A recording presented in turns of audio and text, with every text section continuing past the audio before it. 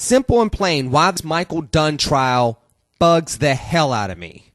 Coming up next on Get Right with Lenny McAllister, starting right now. Get Right with Lenny McAllister. By any means necessary.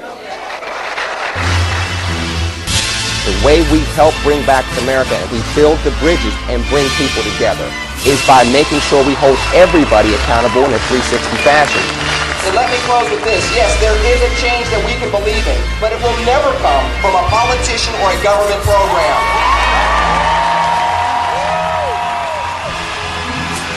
We got to move away from the American Idol soundbite nature of politics and back to the American statesman of humble servant leadership that we used to see in politics. It is time to reel in government.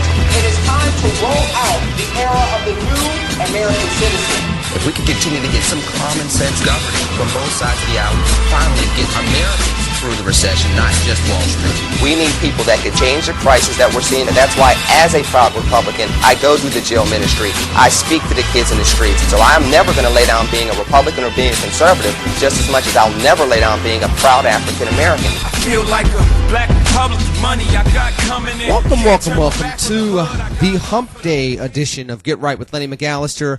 I appreciate you joining me here. As always, you know the deal. On Twitter, it's LennyMcAllister. On Facebook, two walls, same name. Lenny, that's two N's. McAllister, that's two L's. Only one C and no G, despite what Charles Ellison and I continuously say or pronounce it as, even though Charles Ellison, between Philadelphia and Washington, D.C., isn't pronouncing much of anything other than, honey, do you know where the shovel is? Good. I mean, we're getting it here in Pittsburgh. But the folks on the East Coast, from North Cackalack, where I used to be for years and where I met my darling wife, all the way up to D.C. and the city of kind of sort of brotherly love, they're getting slammed. So be safe, be warm for all of you in the path of this storm all the way up to Maine. Again, you know where to find me. Love to have some interaction with you in social media here. I really thought that for Hump Day, I was going to get into the debt ceiling situation and the passage in the House and how it's looking in the Senate and everything else. And I think that I'll eventually get into that this week. But for right now, I'm jumping into this trial with Michael Dunn. I'm just getting into it. I'm looking at it like this. And again, agree, disagree. I'm sure some of you will say, here you go again, Lenny. This is why you're not a true conservative. Wish-wash, hogwash, whatever you want to say. If you want to use vulgarities, that's on you. I'm not. But anybody that sits there and questions somebody's political conservatism because they are cognizant of the differences of race in modern day America. Heck, you don't even have to put the adjective modern day in front of it. Name me a time in America when race didn't matter in America. Name me a time. Even when you elected Barack H. Obama, 44th President of the United States in November of 2008, everybody was cognizant that he was the first African-American president. And before you got to Black History Month, you had people painting pictures. I almost went to Peter Piper Pick Peckles, and I still messed that up. Run DMC, you're the man, or they're the man, for being able to do that. You don't know old school? Forget you. Anywho, with that said, before Black History Month, you had pictures being painted of the White House having watermelons on the front lawn. You had pictures of the 44 presidents of the United States. 43 of them, you had photos, and the fourth one was a black box with these big bug eyes coming out of it. And these are coming from pundits. These are coming from party activists. And it just has gone from there. Now, everything against this president has not been racial, but a lot of it has been. So even with doing something that was historic and breaking a glass ceiling, you still knew the significance, and you were cognizant of race in America. So you can even say, well, modern day America, you could take that adjective off. Never been a time where race didn't matter in America. So when I look at this case with Michael Dunn, and I have to admit, I have not, and I might even write an article on this, I have not paid attention to this case quite the same way I did the Zimmerman case, in part because Florida should shut down if this guy gets off. Now, I know there are some of you saying, well, Lenny, you just said you didn't follow the trial and you don't know all the evidence and you weren't there. Listen, this guy, just watching his testimony, he is smug, he is arrogant, and he feels entitled. Apparently, he had drinks in his system. He went back to anybody that's that scared of somebody pulling a gun on them, which, by the way, I've gone through that experience. If you get into a car and you don't see the gun, and supposedly you say, well, I thought I saw a barrel of a gun. You're ducking. You're not just going out and pulling out some Clint Eastwood, go ahead, make my day, Dirty Harry, real life impersonation. You're going to be firing as you're pulling out. Or you're going to be firing as you're going in to get your fiance to protect her. You're not just going to fire, blow off the barrel of your gun, and act all cool and pull off, go get a pizza, hang around in the locale, not call the police for 12 hours, and say, I know why you're calling. I don't want to hear that. And this is what bothers me about this, because I'm starting to hear that rhetoric out there in social media once again. I'm starting to hear it over and over and over again. And I'm not going to dive into this. I'm not going to dive into this, well, Jordan Davis was a thug, and they were threatening his life. We got a trial here in Pittsburgh that's coming up, I believe it's a civil trial again, coming up in March. Another Jordan, as a matter of fact, ironically enough. Jordan Miles, an honor roll student here in Pittsburgh that was chased by 3 undercover cops, plainclothes cops who did not identify themselves, and they beat him down. You have the case, and I'm trying to remember, I know his first name's Darren, I think it's Darren Manning, in Philadelphia, where they literally ruptured one of his testicles. Another honor roll student. Listen, I promise you, I have 3 sons. And it's never going to happen to my sons, because it's just never going to happen to my sons. If it does, the city that I live in shuts down. Shuts down. We will shut it down legally, but we will shut it down. And this is the problem that I have with these type of scenarios. At some point in time, the powder keg of race in America is going to explode once again. It built up, Rodney King. Built up, 2000 elections and charges of voter suppression. Same with 2004. Built up. Barack Obama gets elected. Built up. And here we sit. By the way, built up when your mouth is dry is kind of hard to say. Probably shouldn't be, but that's kind of the level of frustration I have paying attention to this case, where even saying built up, ends up doing that. I digress. This trial, to me, should be scaring folks. And I know I just said that yesterday and the day before. I don't like the direction America's going. Because when I look at the economics of what many American families are struggling through, it's going in the wrong direction. People are losing hope. When you look at what they're saying about Obamacare and its impact on the labor force, that's not good either. Now, I'm watching this trial in Florida. And I'm watching this smug 45, 46, 47-year-old man saying that he was looking at potential assailants in a car. He says something to him about their music, which in the first place, you're there at a convenience store, grab something, and go. Trust me, I've been in situations where I've seen gangbangers, and I mean, again, south side of Chicago. Instances where you just don't need to be there. You don't go tell your wife or fiance or whoever she was to him, oh, go ahead, honey, go get that Coca-Cola. You have a right to be here. No, you pull in, you see something that makes you feel a little uncomfortable, and guess what you do? You leave. If the music's too loud, you say, hurry up, I don't want to be beside these kids. If they start popping off, and you're really intimidated, the first reaction you have is to reach for your gun. Just in case something pops off. You don't sit there and run your mouth, get angry, then go reach for your gun and fire off 10 or so rounds. And apparently, they were fired off not in rapid succession. Pop, pop, wait. Pop, pop, pop, pop, wait. Pop, pop, pop. Or something along those lines. Which, again, you got to ask yourself, and granted, I don't own a gun, and I'm not a big NRA person, but I do believe in the Second Amendment. But I also know 47-year-old man, doesn't like loud music being played, has alcohol in his system, wants to prove a point, gets into an altercation, may have gotten embarrassed, may have gotten angry, let his temper get the best of him, and then pop, which, by the way, that happens with 16-year-olds too. You got to sit here, and to me, George Zimmerman, Michael Dunn, these police officers in Pittsburgh, police officers in Philadelphia, you have other incidences where people are now suddenly assuming that black men are guilty, and then they go, well, we'll run the risk later. And you have this growing segment of Americans that have completely forgotten about the whole, I don't know, antiquated notion of innocent until proven guilty?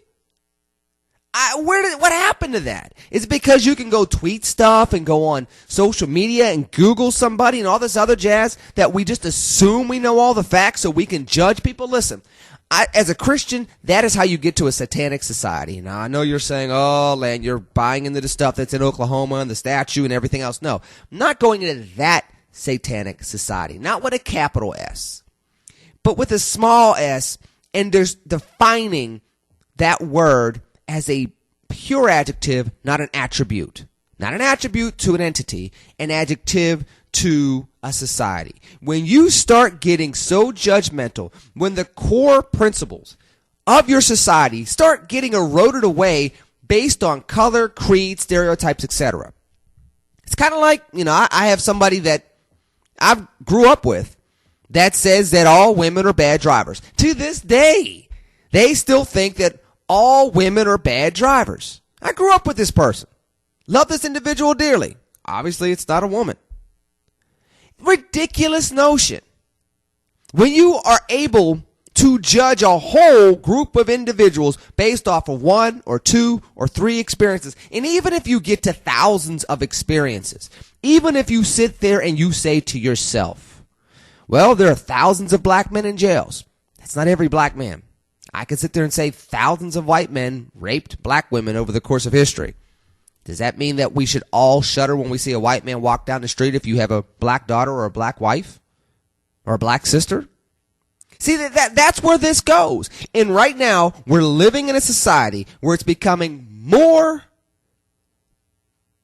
agreeable with the society. It's becoming more condoned, if you will, to be able to take that stance when it comes to black men, and particularly young black men. And that is a significant problem.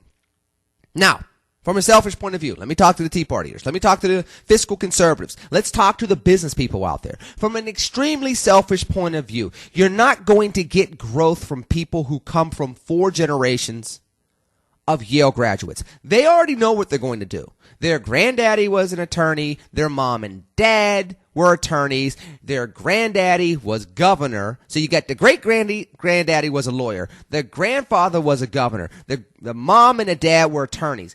I bet you dollars to donuts, Danny, Johnny, Jane, Chrissy, whatever name you want to pick, they're going to probably go to Yale or some school like that. I mean, the big crisis in the family is if they go to Dartmouth.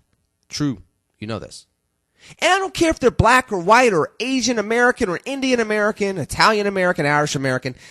You're not going to get a higher ceiling from them. The growth area in America comes from the struggling black youth whose mom and dad barely got out of high school or didn't get out of high school. Grandmom or granddad or both definitely didn't get out of high school.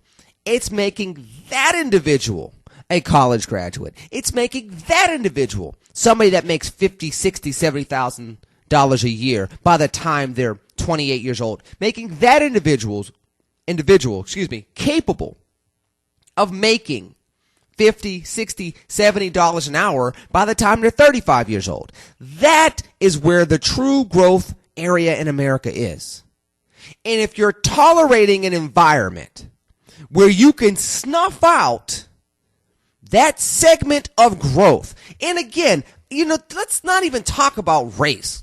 Let's talk about economics. If you're willing to snuff out an area where the highest growth potential exists in your country, when you're falling behind from a geoeconomic sense.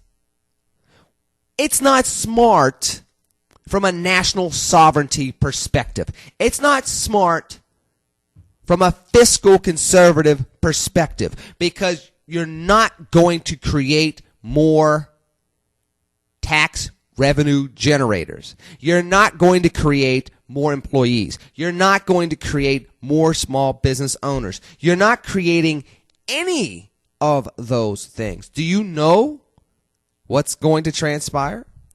Your welfare rolls are going to increase. You're going to continue to have people go into jail. If you damage individuals permanently, even like, for example, the kid in Philadelphia, he's in a wheelchair right now. What happens if he has to be in a wheelchair for the rest of his life? Now you're paying disability, and you'll pay probably a civil suit payout for abuse, for assuming guilt before innocence, by assuming that a stereotype is the better thing to assume than to assume that somebody's innocent. And I've said this before, and it applies to TSA and other things. Because of the country that we live in, there's no possible way that you could ever be 100% safe. Agree, disagree. You know where to find me on Twitter. You know where to find me on Facebook. There is no way for you to be 100% safe. And I know that you want to keep firemen, police officers, and the like safe in America. And I root for them, and I thank them for their service. I really do. I tell them that all the time when I see them, and including my friends that work in these fields. At the same time, at the same exact time, every interaction that you have, you cannot assume that somebody's guilty. You can look for signs, but when those signs include, like in Philadelphia, the kids had ski masks on. It's cold. It's cold outside. It's just all there is to it. How is that going to be enough? I mean, it's Philadelphia during the polar vortex. That doesn't mean that they're gangbanging. A kid sees 3 white guys in Homewood, which, by the way, Homewood is 98%, if not 100% black in Pittsburgh, okay? You see 3 older white guys. You don't know why they're there. Now, Homewood does border other areas where you could have somebody coming in and starting a fight. Now, granted, you could sit there and say they must be undercover cops. You could say that. If you're 16 years old, that may not be the first thing you think about. And if the officers didn't identify themselves, if they didn't yell, "Stop, police," which, by the way, I remember when I got robbed at gunpoint, the person told me they were the police. I didn't do anything wrong, so I stopped. Then he pulled a gun, didn't provide a badge, and then it was on. I was fighting for my life. I was grown. So do you understand that when you continue to have these type of scenarios and you hear silence, and this is probably the other thing that I want to put out there before I go. When you see silence from the echo chamber of those that talk about freedom, liberty, pursuit of happiness, Second Amendment rights, right to self-defense, right to stand your ground, when you hear silence in that echo chamber, from a national sovereignty perspective, it's extremely stupid, selfish, and nearsighted. From a racial perspective in America, it's very dangerous. And I know that there are people that will sit there and say, you know what, you're race baiting. I'm not race baiting. I'm watching the realities of how young black men are being treated in America. The ones that are doing the right things. The last 2 that I mentioned in Pittsburgh and Philadelphia, they were honor students. Church-going students, from what I can tell. From what I've read. Honor roll students, not into anything. Heck, from what I hear about Jordan Davis, similar type of kid. You know, we know that Trayvon Martin's reputation just got dragged in the mud after he died over some Facebook post, which, by the way, for all of you all that did that, I hope you don't check your own children's Facebook posts, because they do some treacherous things. They say some treacherous things. They may be into some things that you're not aware of, because that's what teenagers do. Doesn't mean that they're thugs. Doesn't mean that they're going around with guns. Doesn't mean they're going around beating people up. And it doesn't mean that when they're being followed home by a strange man at night in a neighborhood that they're entitled to be in, but they're not completely familiar with, and somebody has a weapon on them, that they're not going to fight for their lives. This presumption of guilty before innocent with black men, this presumption that people can stand their ground against black men, this presumption of criminality and dehumanization in some regards is dangerous. And when I see a smug Michael Dunn on the stand, it only exemplifies all the wrong directions we're going in as a nation. I'm sorry for being upset, but I had to throw it out there. I want your feedback. You know where to find me on Twitter, LennyMcAllister. On Facebook, you know where to find me. In the meanwhile, we'll get to something else different on Thursday. I hope that this trial goes in the right direction. In the meanwhile, you enjoy your hump day. You know I love you. I will talk to you soon. TCNGB. Take care and God bless.